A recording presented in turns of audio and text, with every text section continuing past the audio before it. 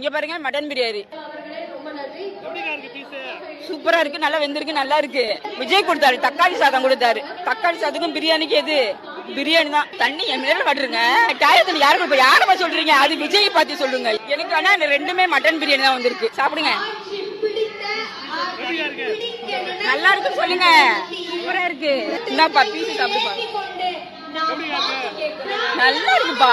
Mutton biryani சுட சுட இருக்கு. எல்லாம் நம்ம முதல்வர் கொடுத்தாரு எங்களுக்கு. லட்டு இது வந்து மிக்சர், மாசா கூல் ட்ரிங்க்ஸ் பாத்துக்கோங்க. எல்லாம் குடுக்கலன்னு சொல்லுவாங்க, நாளைக்கு என்ன குடுத்தீங்க பையிலன்னு கேட்பாங்க. தண்ணி பாட்டில் பாத்துக்கோங்க. அவர் வந்து விஜய் தூக்கி போட்டாரு ஸ்டேஜ்ல இருந்து, மக்களுக்கு குடுக்கல. கேக்கு பிஸ்கட் பாத்துக்கோங்க, முட்டை பிஸ்கட் எல்லாத்துக்கும் கொடுத்துருக்காங்க. பாத்துக்கோங்க. ஆதோபஜின்னு சொல்லுவாரு, என்னங்க கொடுத்தாங்க? 4 பேருக்கு கொடுத்தாங்க, ஒருத்தருக்கும் குடுக்கலன்னு. இனிஷியலி இந்த வீடியோவை பார்க்குறச்சு இது ஏதோ ஃபுட் ரிவ்யூ பண்ணுற வீடியோன்னு நினச்சேன். அப்புறமா தான் தெரிஞ்சது ஆயா திமுகவின் மகளிர் அணின்னு. திமுக மாநாடுகளில் சாப்பிட்றதுக்கு என்னெல்லாம் கொடுத்தாங்க, அந்த சாப்பாடு எப்படி இருக்குது, திங்கிறதுக்கு வேற என்னெல்லாம் கொடுத்தாங்க அப்படின்ற ஒட்டுமொத்த டீட்டெயில்ஸுமே ஆயா புட்டு வைக்கிறாங்க. எல்லாமே விலாவரியாக சொல்கிறாங்க. நடுவில் தாவேக்கா வேற தூக்கி போட்டு மிதிச்சாங்க. இந்த திமுக தலைவர்கள் சும்மா இருந்தாலும் இந்த ஆயா மாதிரி இருக்கக்கூடிய திமுக ஊபிஸ்கள் இவங்க திமுக தலைவர்களை இழுத்து விட்டு ஓடி போயிடுறாங்க. சரியாயா, நீங்க இந்த திமுக மாநாட்டுக்கு எதுக்கு வந்தீங்க? எதுக்கு வந்தீங்க? ஸ்டாலின், உதயநிதி ஸ்டாலின் பேசுறத பார்க்கவா, இல்ல அங்க போடுற சோத்துக்காகவா? ஆப்வியஸ்லி சோறுக்காக தான் வந்திருப்பாங்க. எப்படி ஆம்பளைங்களுக்கு கோட்டரும் கோழி பிரியாணியும் தராங்களோ அதே மாதிரி பெண்களுக்கு இந்த ஆயா காமிச்சாங்க பாருங்க, அந்த பொருட்கள்லாம் தராங்க போல. திமுக திங்கிறதுக்கு இதெல்லாம் தரதுனாலதான் கூட்டின்னு போயிட்டு கூட்டின்னு வரதுக்கு வண்டி விடுறாங்க இல்லையா, அதனாலதான் செலவுக்கு பணம்லாம் தராங்க பாருங்க. அதனாலதான் இவங்க எல்லாருமே திமுக நடத்துற மாநாட்டுக்கு போறாங்க.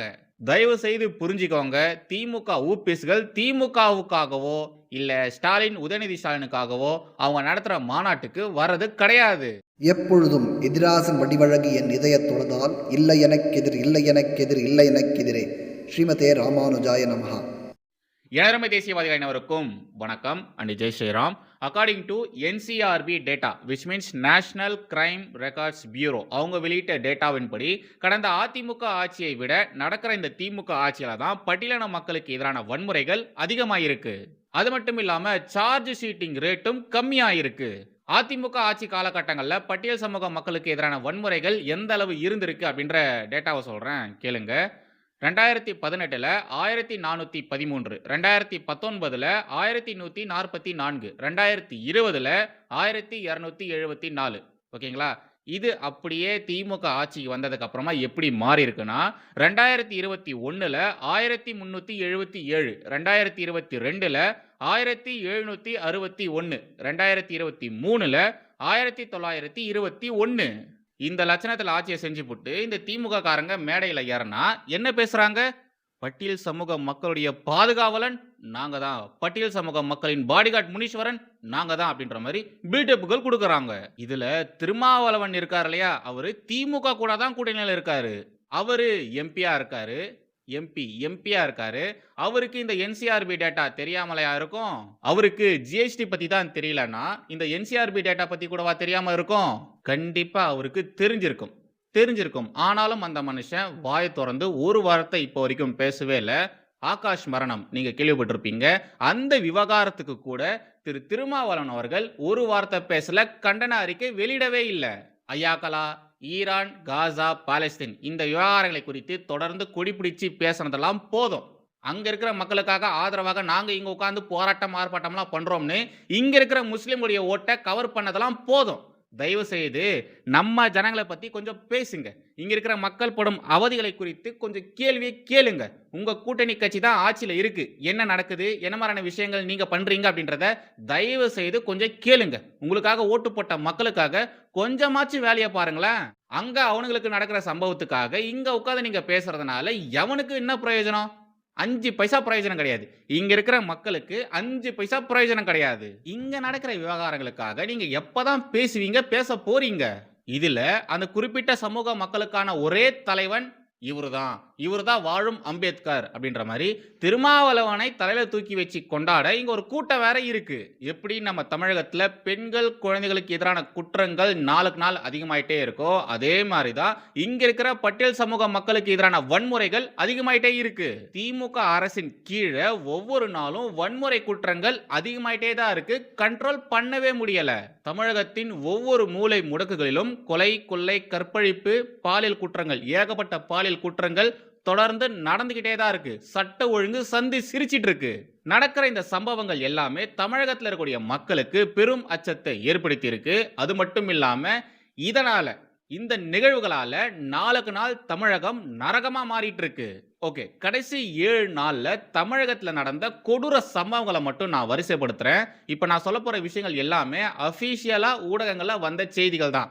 ஓகேங்களா, நானா பில்டப் பண்ணிலாம் ஒன்றும் சொல்லலை.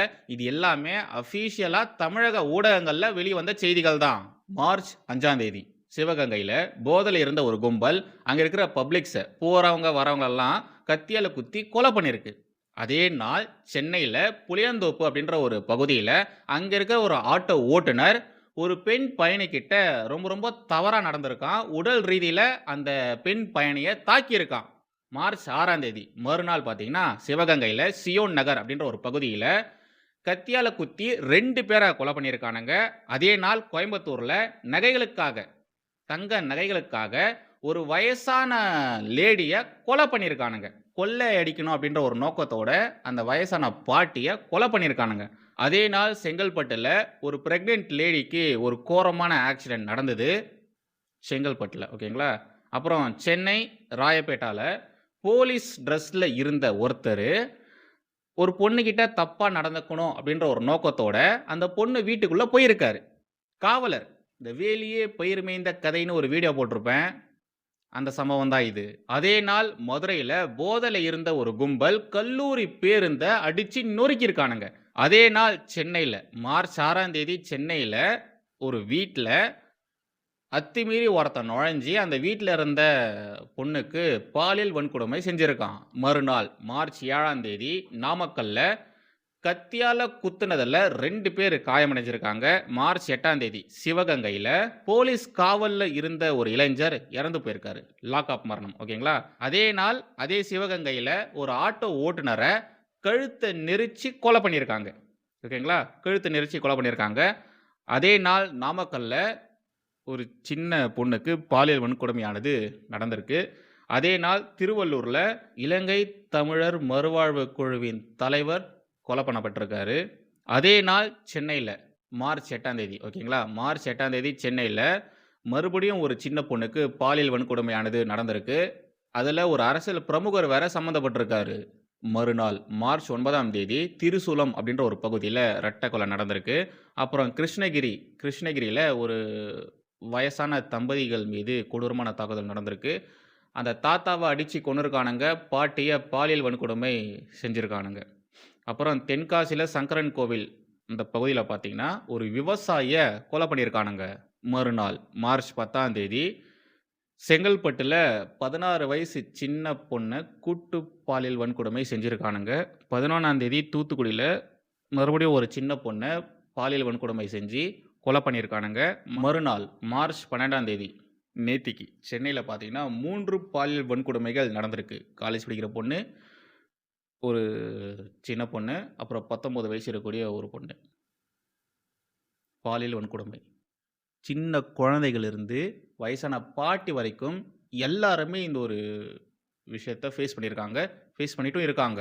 மறுபடியும் சொல்கிறேன், இப்போ சொன்ன இந்த விஷயங்கள் எல்லாமே போன வாரத்தில் நடந்த விவகாரங்கள் மட்டும்தான். கொஞ்சம் யோசிச்சு பாருங்க, இது மாதிரி நிகழ்வுகள் வருஷம் முழுக்க நடந்தால் என்ன ஆகும்? கடந்த 5 வருஷத்தில் மட்டும் திமுக ஆட்சிக்கு வந்ததுக்கு அப்புறம் மட்டும் என்ன மாதிரியான கொடூரமான சம்பவங்கள் இங்கே நடந்திருக்கு?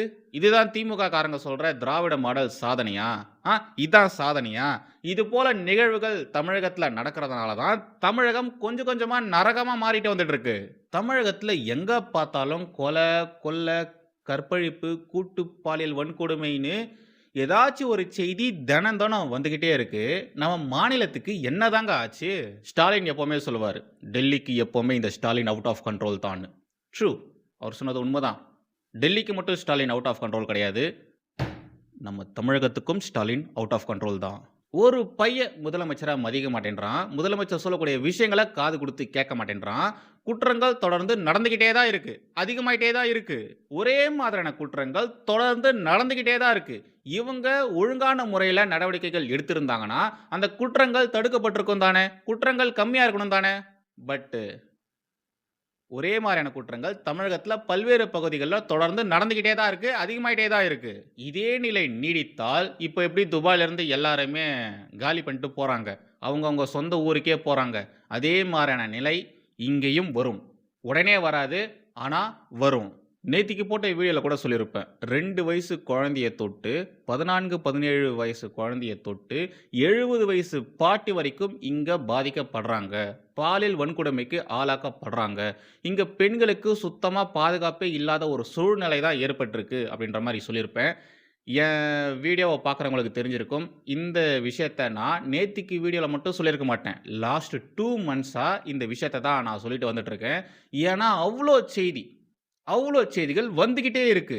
தமிழகத்துல இருக்கக்கூடிய ஊடகங்கள், ஊடக பொறிக்கிகள கொஞ்சம் பாருங்களேன். இது மாரியான விவகாரங்கள, இது மாரியான சம்பவங்கள ஃபர்ஸ்ட்டு நேஷனல் மீடியா தான் போடுறாங்க. அவங்க இங்க நடக்கிற விவகாரங்களை குறித்து பேசி, இங்க நடக்கிற அரசு நிர்வாகத்த காரி துப்பி கழுவி ஊத்துறாங்க. அதுக்கப்புறமாகத்தான் பாலிஷ் பண்ணி, அந்த செய்திகள பாலிஷ் பண்ணி இங்க இருக்கக்கூடிய ஊடகங்கள், ஊடக பொறுக்கிகள் செய்தியாவே போடுறானுங்க. பயங்கரமா கொள்ளையடிச்ச பணத்த தமிழகத்துல இருக்கக்கூடிய ஊடகங்கள், ஊடக பொறுக்கிகளுக்கு தண்ணி மாரி இந்த திமுக செலவு பண்ணுது. காச வாங்கிக்கிட்டு இந்த தமிழக ஊடக பொறுக்கிகள் இத மாரியான நிகழ்வுகளை குறித்து மூச்சே விடுறது கிடையாது. ஒரு அரசுக்கு இருக்கிற முக்கியமான பொறுப்பு என்ன? அவங்களுடைய சொந்த மக்கள பாதுகாக்கிறது. பாதுகாப்பு தர்றது. ஆனா அந்த விஷயத்தையே இந்த திமுக அரசு செய்றதே இல்ல. ஒழுங்கா செய்றதே இல்ல. இவங்க வெறும் வெத்து விளம்பரம் மட்டும் தான் செய்றாங்களே ஒழிய, அவங்களுடைய சொந்த மக்களை இவங்க பாதுகாக்கிறதே இல்ல. குழந்தைகள் கூட அச்சத்தோட வாழ்றாங்கன்னா, அது நம்ம தமிழகமாகத்தான் இருக்க முடியும். இந்த லட்சணத்துல முதலமைச்சர் ஸ்டாலின் தன்னை அப்பான்னு வேற சொல்லிக்கிறாரு. இங்க இருக்கிற இளைஞர்கள், இளைஞிகள் எல்லாருமே நான் அப்பான்னு கூப்பிடும்போது எனக்கு அவ்ளோ சந்தோஷமா இருக்கு அப்படின்ற மாரி வேற சொல்றாரு. எந்த அப்பா தன் பசங்கள இப்படி பயத்தோட வாழ விடுவாரு? சொல்லுங்க. அச்சத்தோட தன் பசங்க வாழ்றாங்கன்னு கேள்விப்பட்டா, அப்பா எப்படிங்க இருப்பாரு? எப்படிங்க சும்மா இருப்பாரு? தமிழகத்துல உடைய பெண்கள் நிம்மதியா இருக்க முடியுதா? அவங்களால நிம்மதியா பயம் இல்லாம வெளிய போக முடியுதா? இதுக்கெல்லாம் காரணம் என்னங்க? இதுக்கெல்லாம் காரணம் யாருங்க? இப்பேற்பட்ட சூழ்நிலை வருவதற்கான காரணம் என்னங்க? திமுக செய்யக்கூடிய தவறுகள சுட்டிக்காட்டி கேள்வி கேட்கிற மாரியான ஊடகங்கள், ஊடகவாதிகள் இங்க இருக்காங்களா? இல்ல. முக்காவாசி பேர் வேலைக்கு தான் போயிட்டாங்க. எல்லாருக்கும் தண்ணியா பணத்த செலவு பண்றாங்க. அந்த பணத்த மீறி, அந்த காச மீறி யாரும் வாய தொறந்து பேசுறதே இல்ல. இப்போ என்டிஏ சார்பாக திருச்சியில ஒரு பெரிய மாநாடு நடந்திருந்தது. நம்முடைய பிரதமர் மோடி கூட அங்க வந்திருந்தாரு. அவரு மேடையில பேசுறச்ச இந்த விவகாரங்களை குறித்தெல்லாம் பேசியிருந்தாரு. திமுக அரசையும் ஸ்டாலின் அவர்களையும் கிழிச்சு தொங்க விட்டிருந்தாரு. But what is the condition of women in Tamil Nadu today? Under the DMK government, violent crimes against women have become common. Recently, everyone saw the horrible news related to a DMK member who did not spare even a little girl. Today, criminals roam around fearlessly, harming women. But I promise you, NDA will ensure that the women of Tamil Nadu live without fear. Rural roads in Tamil Nadu. This is 3 times more than the Congress DMK government's investment in that 10 years. Friends, in 2021, the people of Tamil Nadu brought DMK to power. Instead of taking it as a responsibility, they have betrayed the mandate. In DMK rule, everything starts and ends with one family. Ministers may change, MLAs may change, but power remains only with one dynasty. DMK is infamous for their scientific corruption model. Today, that same model is being used to make Tamil Nadu an ATM for one family. A minister from this very district is involved in a huge cash for job scam.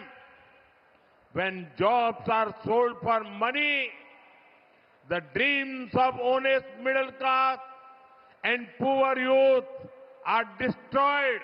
NDA ஆட்சிக்கு வந்தா தற்போதைய மோசமான நிலை முழுவதுமாக மாற்றப்படும். பெண்கள் குழந்தைகள் பாதுகாக்கப்படுவார்கள். சாதாரண மக்கள் மரண பயத்துல பீதியில வெளியே போறாங்க இல்லையா, அது எல்லாமே சரி செய்யப்படும், உடனடியாக சரி செய்யப்படும் அப்படின்ற மாதிரி நம்முடைய பாரத பிரதமர் நரேந்திர மோடி அவர்கள் பிராமிஸ் பண்ணியிருக்காரு. தமிழக மக்கள் கிட்ட பிராமிஸ் பண்ணியிருக்காரு. கூடவே திமுக இருந்ததுன்னா தமிழகம் அவ்வளவுதான், தமிழகத்தை காப்பாற்றணும்னா அது என்டிஏவால மட்டும்தான் முடியும் அப்படின்ற மாதிரி ஒரே போடா போட்டுட்டாரு. கரண்ட் சினாரியோல தமிழக மக்களுக்கு தேவை இலவசங்கள் கிடையாது, நிம்மதியான வாழ்வியல், அமைதியான சுற்றுச்சூழல், சட்ட ஒழுங்கு ஒழுங்கான முறையில் இருக்கணும். அதுதான் மக்களுக்கு, அதுதான் தேவை. திமுக இருக்கிற வரைக்கும் இதெல்லாம் சாத்தியமே இல்லை. ஸோ ஓட்டு போடுறதுக்கு முன்னாடி இது எல்லாத்தையுமே யோசிச்சு பார்த்துட்டு ஓட்டு போடுங்க.